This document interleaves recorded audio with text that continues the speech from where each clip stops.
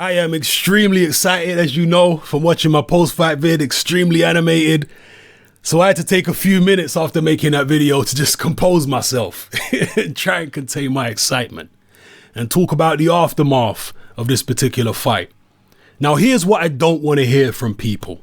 I don't want to hear no BS excuses from people saying that Wladimir Klitschko was over the hill and he was shot. He wasn't shot at all. Wladimir Klitschko, the Wladimir Klitschko who fought Tyson Fury was the same Klitschko just 2 fights ago who destroyed Kubrat Pulev. So don't give me no BS about he's shot to bits. He's not shot at all. Going into the fight, most people were saying he looked better than ever.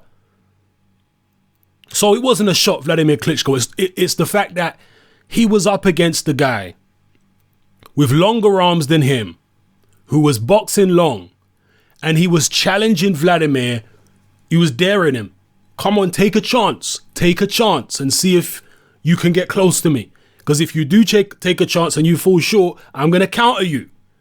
And Wladimir, being the naturally cautious fighter that he is, he didn't want to take the chance. That's all that this was here. People are wondering, why wasn't Wladimir pushing it? He wasn't pushing it because he was afraid to push it. It's very simple. Not that he was shot. He wasn't shot at all. And of course, mentally, Wladimir just, his face, all the confidence drained out of his face very quickly within the first couple rounds. But we saw the same thing in the Bryant Jennings fight. We've seen it in numerous fights if you've actually been paying attention. Wladimir's always been mentally weak. If you can give him a bit of resistance, make the fight difficult for him, then he's not going to take chances and he collapses. And that's what we saw here. So give Tyson Fury full credit for beating Wladimir Klitschko. Don't try and take away from his victory and say that, oh, he was over the hill. No, bullshit. He beat a Wladimir Klitschko at the top of his game. End of story. Why is he at the top of his game at 40? You know why I think. The same reason why he's still ripped to shreds at the age of 40. How many heavyweight champions the size of Wladimir Klitschko? Because, you know, big men. I'm a big man myself. Big men don't, their metabolisms are not as fast as smaller men. Well, how many heavyweights the size of Wladimir have you ever seen at 40 years old that are that ripped and that shredded? I've never seen one. I've never seen a heavyweight champion that big, that ripped at 40 years old. Never seen it. Anyway, give Tyson Fury full credit. Boxed to a good game plan, was disciplined, and where does he go from here? If the rematch happens, it happens. We'll see about that. Beyond the rematch, I mean, there's obviously a huge fight with Anthony Joshua if Joshua gets past Dillian Whyte. And that's no foregone conclusion either, by the way. We'll see how that one goes. But whoever comes through that, but particularly if it's Joshua, that is a huge fight with Tyson Fury. But to be honest with you, Tyson Fury has not been treated that well by, other promoters in the world of boxing. He's had his issues with Eddie Hearn, issues with Frank Warren and all these different type of people.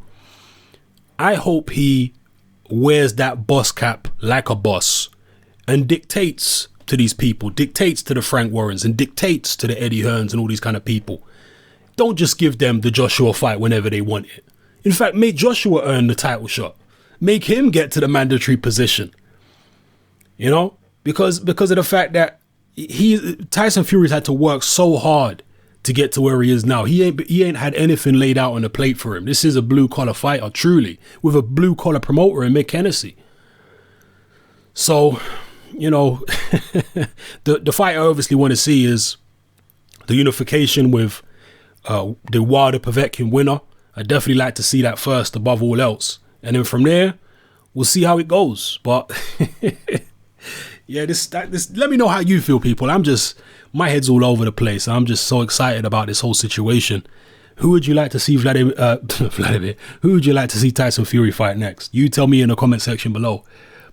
How do you think he would do against the other heavyweights out there? I've already seen people say that they think Wilder beats him. They think Povetkin beats him. They think Anthony Joshua beats him. Tyson Fury himself after the fight said, look, I'm not invincible. I can be beat. Anyone can be beat. And that's absolutely true. Tyson Fury can be beat and he will be beat. Anthony Joshua can be beat and he will be beat. Same with Deontay Wilder. Same with any of these heavyweights out there. They're going to get beat. It's just a matter of time. When will they be beat and who will beat them? That's all the question is. So who do you think can beat Tyson Fury in the heavyweight division? Who do you think he can beat? Who would you like to see him fight next? And I already said this in my post-fight video, but I hope he never gives David Haye the opportunity. If David Haye has to fight his way to a mandatory position to fight Fury, I hope David Haye has to go the most difficult route possible. I'm telling you, and take on all the absolute beasts. I hope Haye has to go that route because he has messed the British boxing public around far too much to be getting any type of easy ride or easy road to the title again. Make this guy earn his stripes this time. No kidding the public with bullshit fights against people like Audley Harrison and pumping up his win over Valuev to be something amazing. Come on. A 45-year-old Holyfield beat Valuev better than David Haye did, but he just got robbed on the cards. Chigayev already beat Valuev better than David Haye did. And David Haye's pumping. Look, David Haye was a great cruiserweight. But as a heavyweight, I've never been convinced by him. Never. And I've really been disappointed by David Haye's behavior while he held the WBA heavyweight title. I felt he was really poor. So, you know, I don't want to see David Haye get an easy title shot, that's for sure. I know there are going to be a lot of people out there that want Haye Fury again, but me, nah. Make Haye earn his stripes, man. Don't give this guy no easy ride. So we'll see where Fury goes from here. Drop your comments below. Let me know how you feel about everything I talked about in this video. And it's now going to make this Anthony Joshua Dillian Whyte fight even more interesting. Because if Joshua beats Whyte, let's say, Eddie Hearn was looking to match him with Erkan Tepa. And in 2016, I don't think he would have gone for a Klitschko fight if Klitschko had beaten Fury. But now that Fury's the champion, I think Eddie Hearn's going to be looking at that and saying, you know what? I think we can get Anthony Joshua a world title fight against Tyson Fury in 2016. I think he'll think, you know what, we might be able to do that. Maybe he'll want a bit more experience, possibly.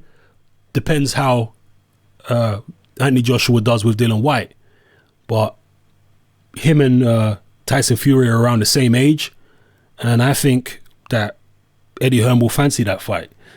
But fighting Erkan Tepa is no foregone conclusion either. If Joshua even gets past Dillian Whyte, Erkan Tepa is a serious operator, I'm telling you. Don't be fooled by his physique and the way he looks. He looks like a potato with legs. The guy can actually fight and he's very dangerous. That's not a foregone conclusion for Joshua if he even gets past another fight, which is not a foregone conclusion, which is the Whyte fight. So, can't contain my excitement. Let me know how you feel, people. It's your boy Hatman, I'm out.